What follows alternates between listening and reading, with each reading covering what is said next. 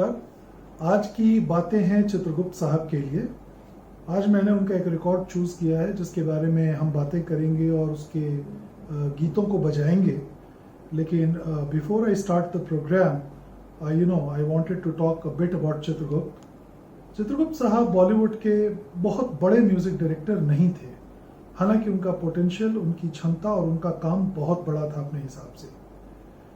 1917 में जन्मे इस म्यूज़िक डायरेक्टर ने इकोनॉमिक्स में एमए किया था और गोपालगंज जिला जो आजकल बिहार में है, वहाँ इनकी एक छोटे से गांव में पैदाइश हुई थी।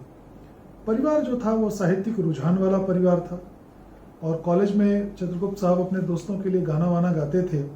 संगीत से इनको एक नेचुरल लगाव था और इनके जो चाचा जी थे उन्होंने इनको फारसी और उर्दू पढ़ाई थी और इनके एक बड़े भाई थे जिन्होंने इनको संस्कृत पढ़ाया था।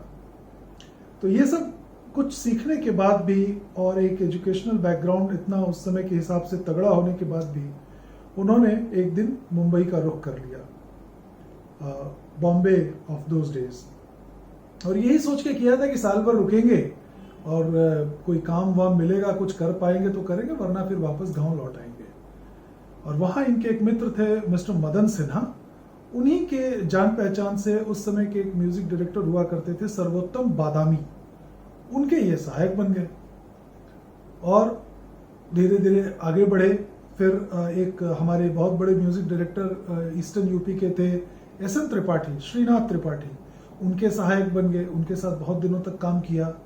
और इनकी जो शुरुआत में जो मूवीज आई थी या जो फिल्में इनको मिली वो मैं कहूँगा कि बी ग्रेड या सी ग्रेड टाइप की मूवीज थी। फाइट पे, लड़ाई पे जो उस समय की पिक्चर्स बनती थी, युद्ध पे या जैसे कि एडवेंचर्स ऑफ रॉबिन हुड या इस तरह की जो पिक्चर्स बनती थी, उसमें उस तरह की फिल्मों में इनको थोड़ा थोड़ा काम मिलने लगा।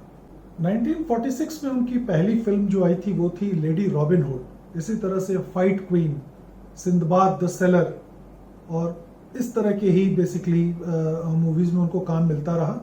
लेकिन चित्रगुप्त साहब जाने गए अपने एवियन के एसोसिएशन से, जो साउथ के की बहुत बड़ी मूवी बनाने की कंपनी थी, एवी मैप्पन साहब की।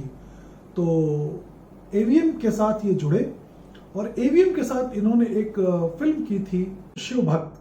वो फिल्म एवीएम प्रोडक्शंस की थी और फिल्म तो जैसा कि आपको नाम से ही अंदाजा हो रहा होगा कि एक धार्मिक टाइप की मूवी थी, रिलीजियस मूवी थी।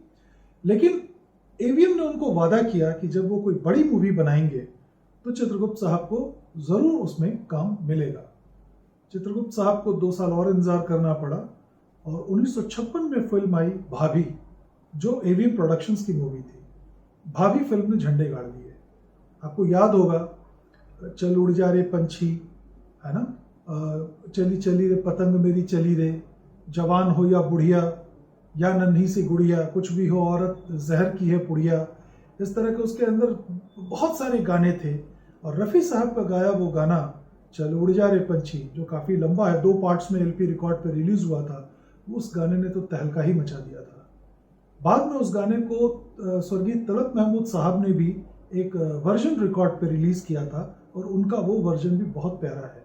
अगर आपको कभी सुनने का मौका मिले तो आप उसको भी सुनिएगा। दोनों में ये तय करना बहुत मुश्किल है कि किसने अच्छा गाया है। डेफिनेटली रफ़ी साहब वाला वर्जन बहुत सुपीरियर है, लेकिन तलत साहब वाला भी कम कमाल का नहीं है, वो भी बहुत अच्छा लगता है। तो इसी तरह से इनको मूवीज मिलती गई।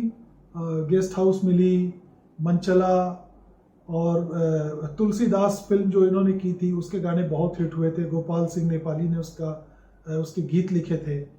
2 ईपी रिकॉर्ड बने थे और हॉलैंड में उसका एलपी भी बना था। तो कुल मिला के इन्होंने तकरीबन 166 फिल्मों में काम किया और एक दौर ऐसा आया जब ये काफ़ी बीमार पड़ गए मिड 60s में, और उसके बाद इनको एक तरह से काम मिलना तकरीबन बंद सा ही हो गया था। तो पढ़े लिखे आदमी थे, स्वाभिमानी व्यक्ति थे, बहुत ज़्यादा लॉबिंग नहीं की, बहुत ज़्यादा लोगों से काम नहीं मांगा, धीरे से अपना रुख कर दिया भोजपुरी फिल्मों की तरफ। तो गंगा मैया तो है पियरी चढ़ैबो या भौजी, इस तरह के जो उनकी फिल्में थी, उन्होंने बहुत सारी फिल्मों में काम म्यूजिक दिया और बेमिसाल म्यूजिक दिया। इनफैक्ट फिल्म भौजी का जो एक गाना था, आरे आवा पारे आवा नदिया किनारे आवा, जो लता जी ने गाया था, इट्स अ ललाबाई।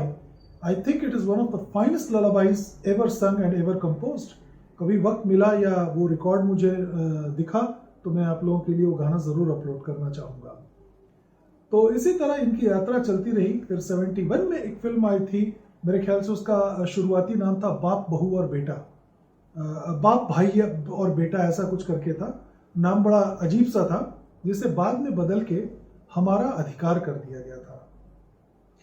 तो हमारा अधिकार 1971 में आई थी और उसका संगीत भी चित्रगुप्त साहब ने ही दिया था, और ये शायद उनके सबसे आखिर के करियर के एंड में बॉलीवुड में उनका ये काम मैं मानता हूँ, जो कि बहुत इम्पॉर्टेंट था, और उसमें कुछ एक गाने तो बहुत अच्छे थे।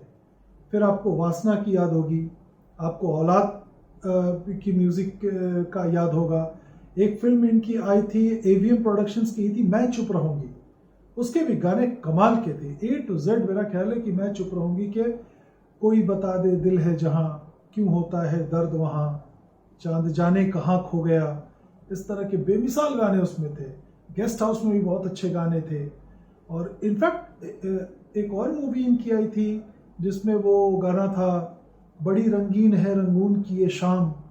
तो अगर चित्रगुप्त साहब के गानों का आप कंपाइलेशन करना शुरू कर दे और उनके किए हुए काम को एक जगह एक साथ देखना समग्र रूप से शुरू कर दे, तो आप पाएंगे कि वो म्यूजिक डायरेक्टर बहुत ही कमाल का था। एक लिटरेचर का बैकग्राउंड होने के बाद भी उन्होंने इतनी बेमिसाल धुनें बनाई और ऐसा संगीत दिया कि आज वो अमर है। इनफैक्ट मैं एज ए कलेक्टर उनका सिर्फ नाम देख करके ही रिकॉर्ड खरीद लेता हूँ। मुझे गाने हो सकता है पता ना हो, लेकिन जब भी मैं उनका वो देखता हूँ मैं खरीद लेता हूँ। ऐसी मंचला में एक गाना किशोर कुमार का था, बड़ा मजाकिया गाना था, सर्दी का बुखार बुरा बनिए का उधार बुरा। वो गाना भी चित्रगुप्त साहब के म्यूजिक डायरेक्शन में आया था। तो बहरहाल आज हम बातें करेंगे हमारा अधिकार की। तो हमारा अधिकार जो फिल्म है वो 1971 में आई थी। बहुत लो बजट की फिल्म थी, लेकिन इसका बाकायदा ओडियन पे एलपी रिकॉर्ड बना था, और ये एलपी रिकॉर्ड बॉलीवुड के सबसे रेयर रिकॉर्ड्स में से एक माना जाता है। इस रिकॉर्ड का मिलना अपने आप में एक अचीवमेंट है, और इसकी साउंड क्वालिटी तो इतनी प्रिस्टीन है कि मैं आपको क्या बताऊं। इसमें किशोर कुमार का वो जो गाना था बुम पम पारा, आप उस गाने को सुनेंगे तो मस्त हो जाएंगे। इतना बढ़िया गाया है किशोर कुमार ने, और इतनी कमाल की धुन दी है चित्रगुप्त साहब ने। इसके अलावा एक और गाना था भैया मेरा लाया, वो भी गाना बहुत अच्छा है। तो दो गाने तो बिल्कुल क्लियर फेवरेट्स हैं, और इसके अलावा भी 2-3 गाने और थे, वो भी अच्छे थे। बहरहाल from the collectors point of view हमारा अधिकार का रिकॉर्ड बहुत ही इंपॉर्टेंट है, और इसकी साउंड क्वालिटी बिल्कुल एस्टॉनिशिंग है। भीषम कोहली और कुमुद चुगानी की ये फिल्म थी। फिल्म तो लो बजट की थी, टी मीना थी, दिनेश शिंगो भी थे, मेरा ख्याल है अरुणा ईरानी भी थी। तो मूवी के पर्सपेक्टिव से हम बात नहीं करेंगे, हम ऑडियो के पर्सपेक्टिव से बात करेंगे। जैसा कि मैंने आपको बताया, रिकॉर्ड की क्वालिटी कमाल की है, साउंड क्वालिटी बहुत अच्छी है, और 3-4 गाने बहुत ही बेमिसाल हैं। और कलेक्टर्स पर्सपेक्टिव से ये रिकॉर्ड बहुत इंपॉर्टेंट है, क्योंकि ये जल्दी मिलता ही नहीं, और जब भी मिलेगा आपको बहुत महंगा मिलता है। तो it's a very very collectable record. बाद में आपको पता होगा कि चित्रगुप्त साहब के जो 2 बेटे थे, और वो भी बहुत बड़े म्यूजिक डायरेक्टर हैं आज की डेट में, आनंद श्रीवास्तव और मिलिंद श्रीवास्तव। तो उन्होंने कयामत से कयामत तक वगैरह में संगीत दिया था 88-89 में, और उनके काम से काफ़ी मेरा ख्याल है कि चित्रगुप्त साहब संतुष्ट थे। और फाइनली 1991 में at the age of 72 years this legendary music director passed away. तो उनकी याद को हम सेलिब्रेट करते हैं, और अपने इस वीडियो के दूसरे पार्ट में हम सुनेंगे हमारा अधिकार के गाने अपने गैरेट 301 पे। Catch me there.